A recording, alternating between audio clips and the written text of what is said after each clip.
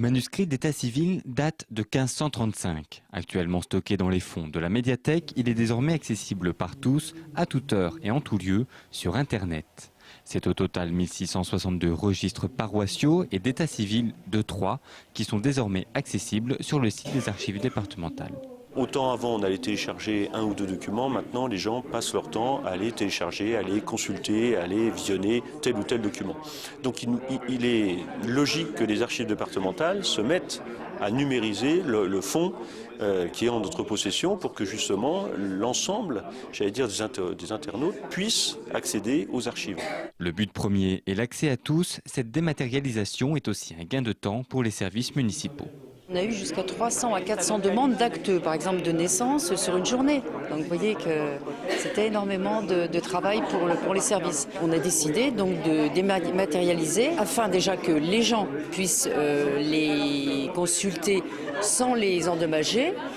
Et nous, pour l'état civil, de travailler beaucoup plus rapidement puisqu'on arrive à feuilleter en quelques temps, si vous voulez, tous ces fichiers. Les documents numérisés datent de 1535 à 1987. Les registres physiques ne sont plus accessibles au public. Sur recommandation de la CNIL, les registres datant de moins de 120 ans ne sont accessibles que par la municipalité. Le but également est de préserver ce patrimoine historique fragilisé par le temps. 2 années de travail intensif pour collecter les documents, pour vérifier leur état de conservation, éventuellement mener quelques restaurations et à terme les mettre en ligne.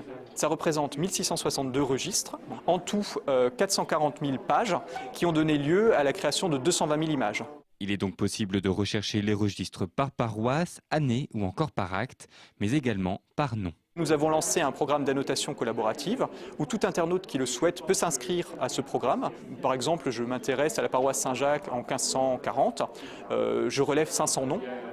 Ces 500 noms, je vais les intégrer dans le moteur de recherche des archives départementales. Et si quelqu'un cherche un de ces 500 noms, il va le taper sur le moteur de recherche et le moteur va directement l'amener à la page sur laquelle moi j'aurai, au fil de ma recherche précédente, annoté le nom en question.